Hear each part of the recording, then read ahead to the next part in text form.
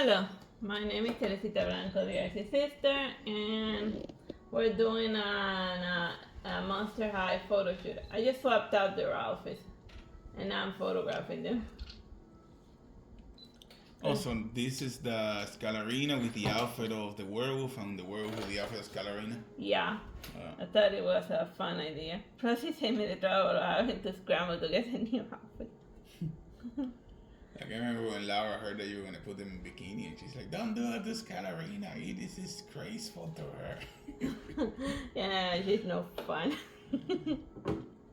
You don't know if she subscribed to this. Yeah, no worries, my QPP, right? I'm sorry. Man, she'll be fine. Yeah,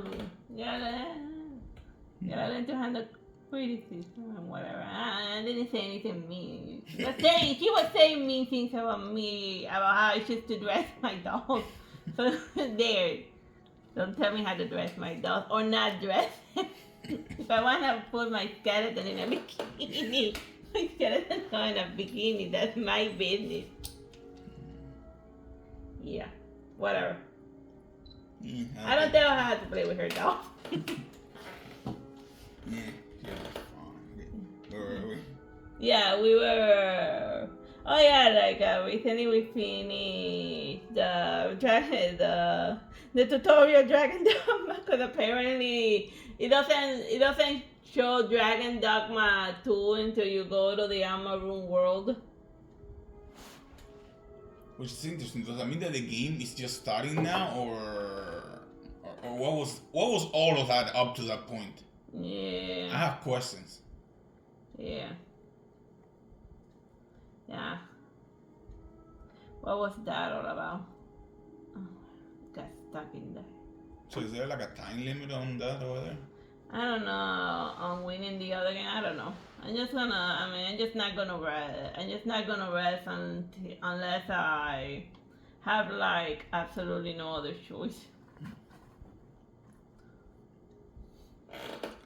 So the Armor Room world is just the other world, but with different monsters and people? No, I think they just dropped the same people there into suffer because you didn't want to sit on the chair. Oh. Maybe we should have sat on that chair. Or maybe, well, he said that we were going to see a truth with our own eyes, so I think all of that is just spirit vision that the guy's giving us. Because it happened in the throne area, and then we just looked deep into his eye, and then we were back in time killing the dragon. So I think the rest, I think the second part of Dragon Dogma is just like a weird dream, or just the main character like finally losing it, because only the main character is able to like interact with Pathfinder. Wasn't it just essential? Or is it called a Pathfinder here? No, they call him the Pathfinder. Oh. So that's not the Seneschal? Nope. But there is a Seneschal? I don't know. Oh yeah, we haven't gotten that far. No, yeah, that I was like, okay, this dragon is going down like a bitch. It's too easy to kill. But now, it's just that you weren't supposed to kill the dragon. You were supposed to do something weird. You're supposed to ride and stab herself with a pointy end. To cause him to fall into the brine. Yeah. See, the brine in the end is the call and answer to all your problems. Like the first griffins we killed, we just dropped it into the brine.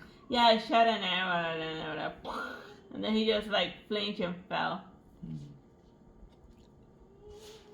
So yeah, I was reading that I thought it means the master ability of the warfare, but what I read was that all it does is that it removes one of your ability slots to give you the option to switch your weapons on the fly. You can just pause and switch. Yeah, because removing you can only use 4 abilities as is. So removing another one, that just limits your forming remorse. So then what I ended up doing is that I have an ability from the Smokey the Bear person that gives that makes it so that I beef up the strength of my palms. The other one, and I have one from the Mystic Archer that allows me to like do a homing arrow that I can control. Which is very powerful. And then 2 abilities from like the spear person that allows me to steal stamina from the opponent. Somebody using like Otaro thingy. I think that's Otelo's girlfriend. Yeah. Does anybody know who Otelo's girlfriend is? That we forgot. Yeah. He ends up being a jerk to her because like. It wasn't Macduff. No, wait. Macduff is from Macbeth. I remember that everybody in Macbeth had like Mac in their. Yeah. And then the other guy said, I wasn't born from a woman. And they're like, okay, you were born from a guy, alright, that's very progressive, Shakespeare. Or was he born from an egg? Maybe. He hatched from a woman.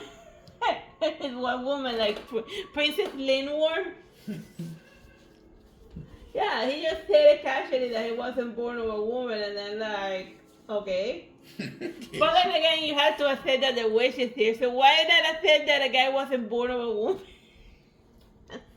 Very progressive Shakespeare. You were like way ahead of your time by saying that there was a guy that wasn't born of a woman. The explanation why he was born was cesarean, but that still doesn't change the fact. Well, that's Shakespeare didn't say that. That was just the modern explanation, right? I guess, yeah. And he doesn't say it in the play, right? He just shows up and stabs the guy, telling him that he wasn't born of a woman. They just expect you to fill in the blanks. Like, okay, so where do you hatch from an egg? Like, kindly somebody resurrect Shakespeare and ask him that.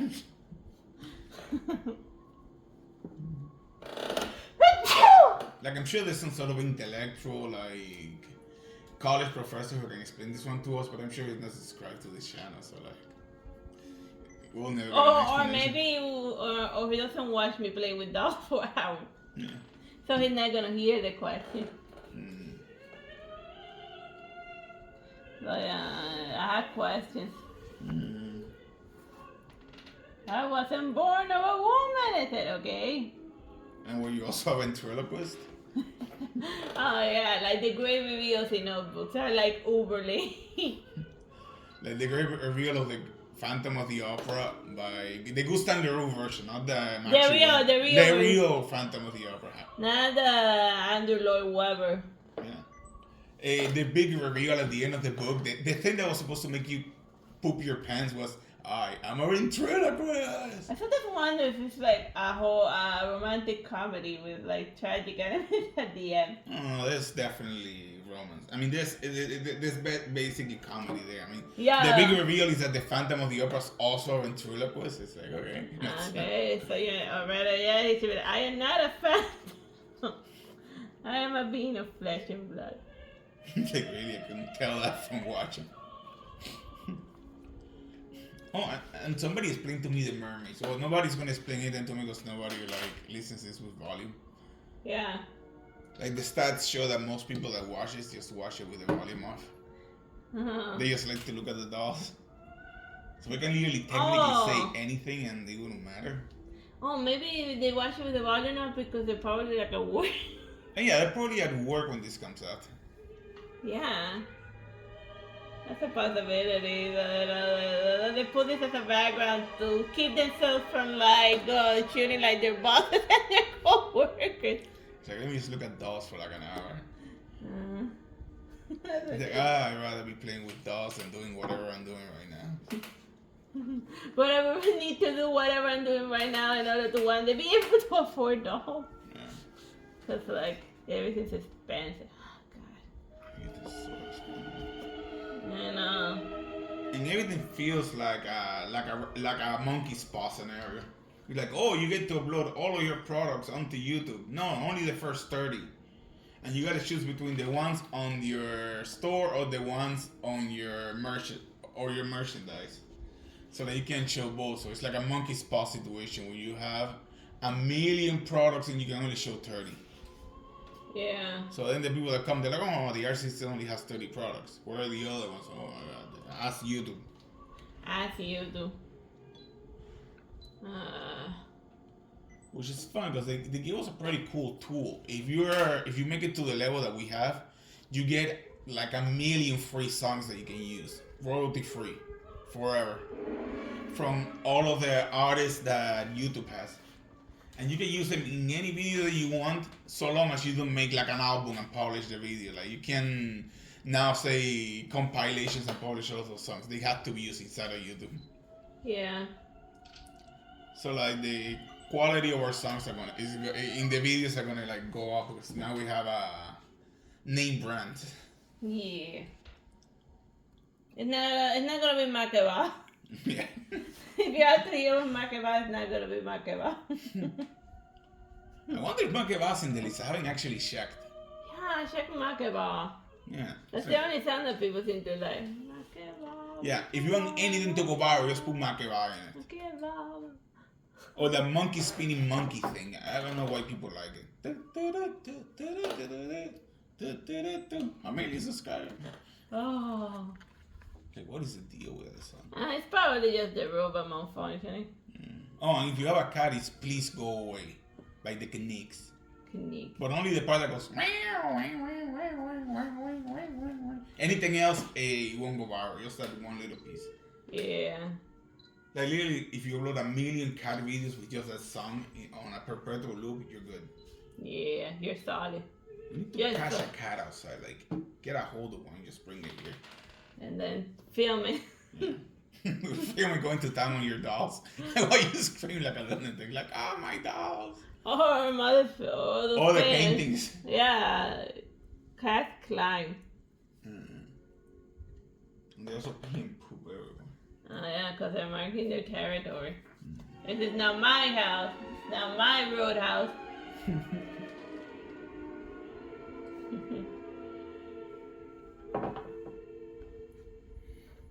Now I can't help but check where the bird was taken to see if it's like well, and then I see him bringing it food. Yay, the bird is alive. The bird is a word. The bird is a word. Haven't you heard about the bird? No, that the bird is a word. I don't want to have a copyright. Is it recording? No, it's recording. It's just spam calling me and like ruining the video. What do I do? There's nothing you can do. Oh. Like it's recording. Don't worry. Just I don't know if the sound of the phone is gonna show up. Oh yeah, it is recording still. Good. Yeah, because the other time it would just die every time somebody would call and then I'd be like, no, your calls are not as important as us getting this dog video. I am not interested in why my warranty is expiring. I still get those. Yeah. Like, did the person who made that scam die and just left the robots running, but they're in like Indonesia, so they can't find out where the robots are, and then we're just going to perpetually get called about our extended warranty? Yeah, because that can happen, or maybe he matured, or maybe he does the passwords to his own robot. Or maybe the server got taken down and then re-uploaded it as a sub-server, so now all of the websites under that server belong to someone else and he just has them running on loop without knowing. Which is something that happened to us with our first website. Yeah.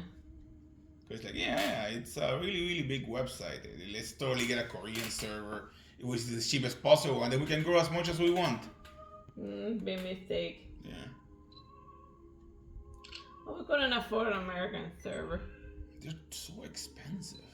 Everything's so expensive, man. Like the website had a million visitors a month. It was a really, really good site. We're not gonna say the name. Yeah. Just know that it was really good. And then we just couldn't afford it. And then the Korean server shut down and we couldn't recover it. Yeah. Like till now, we can't even sue them. Yeah, because like the person who owns those servers, I don't even know if they're still alive. Yeah, maybe he did the Korean thing enough himself. Mm-hmm. Which is what people in Korea do whenever like things get removed. Like I'm not even joking about it, cause like half the Korean melodramas we watch on Netflix, they always have somebody like who's gonna jump off a cliff. Sometimes multiple times. Yeah. Like, does it happen so often that 1 out of every 2 Korean melodrama stars has to mention it? Well, Densha Toko, which is Japanese, begins with a person jumping off a cliff. It's like very common over there. I'm like, oh my god. It's sad. And in jumping off a cliff, or like later on you find out what it was about, and it's like, oh, it's over a chick. And I'm like, it's like, dude, find yourself a cute nerd. or go to America. It's like, oh, why doesn't the hot supermodel I met like me? Duh. It's like, I don't know, why is the sky blue? It's like, yes. Pick a club, like pick a target that's closer to your league, man. Maybe. Or maybe don't trick chicks like targets. Yeah, don't want like don't. The Densha Toko guy had a perfectly good girlfriend that he could have had, but what, she was too plain for you? Yeah. She wasn't a supermodel, so. So you didn't want her? You deserve. Yeah.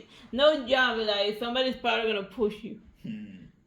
They just always want the hot chick. Okay, whatever. Bye bye and God bless.